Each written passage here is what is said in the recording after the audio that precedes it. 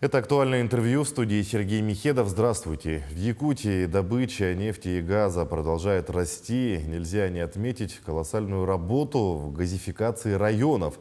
Благодаря президентской программе «Социальная газификация» республика стала не только абсолютным лидером на Дальнем Востоке, но и совершила исторический рекорд за всю 55-летнюю историю газификации. Главное, что отрасль приносит не только рекорды, но и тепло в дома наших семей. Гость студии Михаил Кириллин, первый заместитель министра промышленности и геологии республики. Михаил Афанасьевич, здравствуйте. Здравствуйте.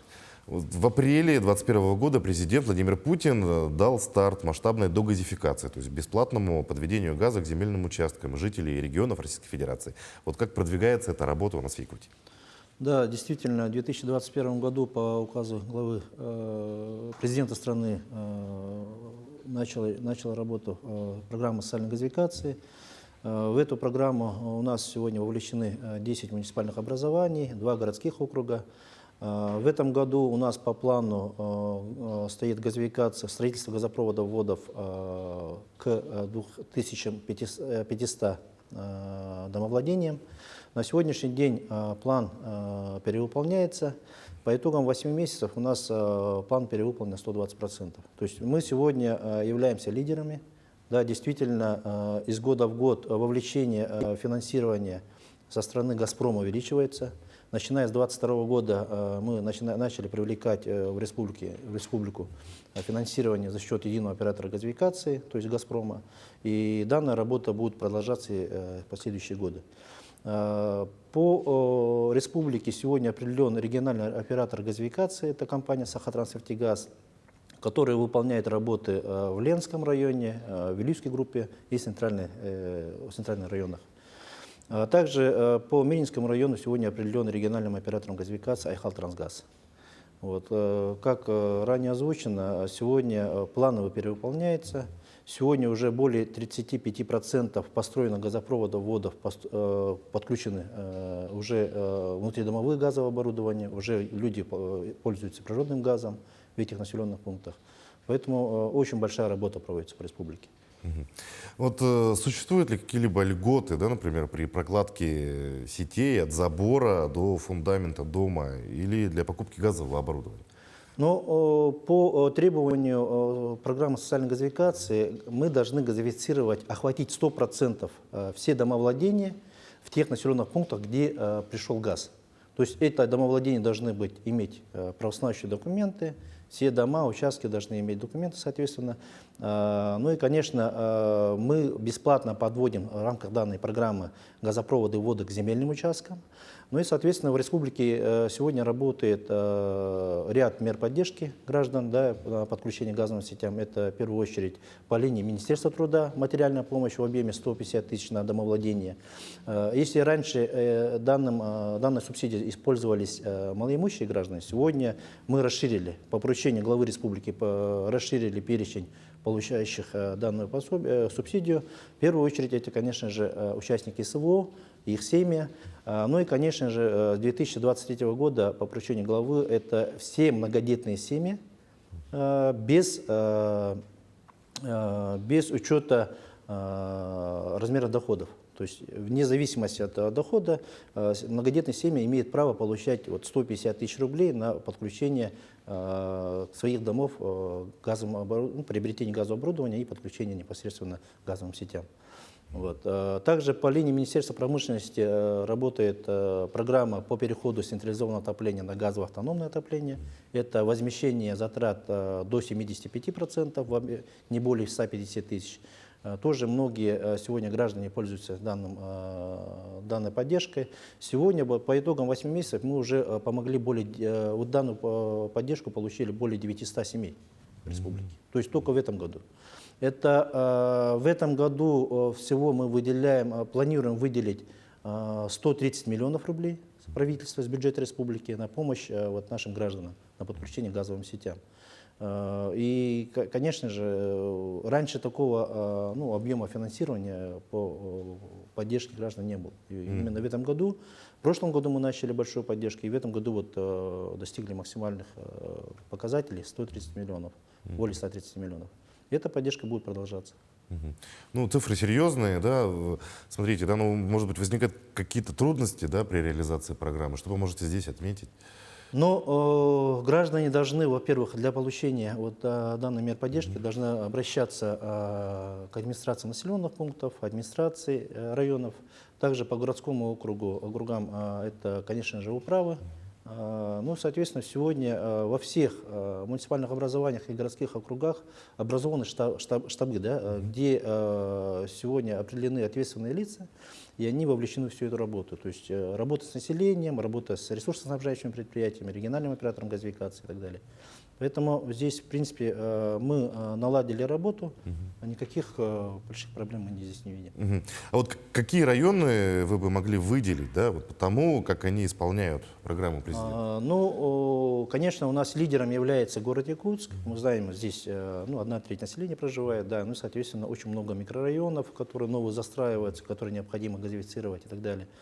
Также хотел бы отметить Чурапчинский район, Горный, Вилюйский, Хангаласский улус, которые являются лидерами, ну и которые выполняют большой объем работы по подключению к газовым сетям населения. Не так давно в Качкадцах, да, состоялась первая сварка газопровода. Село является пилотом в части реализации автономной газификации. Вот. Какие перспективы у этого направления, ну и в каких районах переход на СПГ более актуален?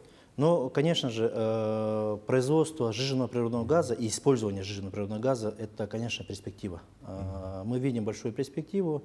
Мы хотим вовлечь и газифицировать данным видом топлива в те населенные пункты, которые сегодня находятся в отдаленности от сетевого газа.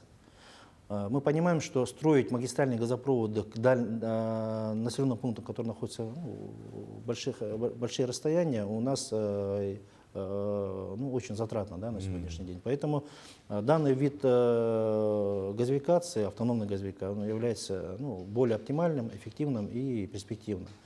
Сегодня, 2016 года, в Нижнем Бестехе производится сжиженный природный газ, это компания ОСПГ. Мы также ведем с потенциальными инвесторами работу по увеличению объема производства на территории Нижнего Бестеха, Мегино-Кангаласского района, с перспективой охватить все дальние населенные пункты. Это мы до 2030 года разработали план развития и потребления автономной газификации. Это 27 населенных пунктов, в первую очередь. Это все заречные населенные пункты Хангаласского района, Мегино-Кангаласского района. Также сегодня рассматриваем вопрос охвата и населенных пунктов и Вилюйского группы улусов, да, то есть и Горного района населенных пунктов, которые находятся в отдаленности. А вообще, какие планы вот по газификации Якутии на ближайшие 5 лет? Да, Да, мы в первую очередь, конечно же, в 2024 году, то есть в следующем году, должны завершить строительство так называемой третьей нитки, то есть это обеспечение надежности, да, с помощью, благодаря поддержке федерального центра, Министерства энергетики, мы получили финансирование. И как раз все строительство идет, и мы планируем планово в 2024 году завершить эту работу.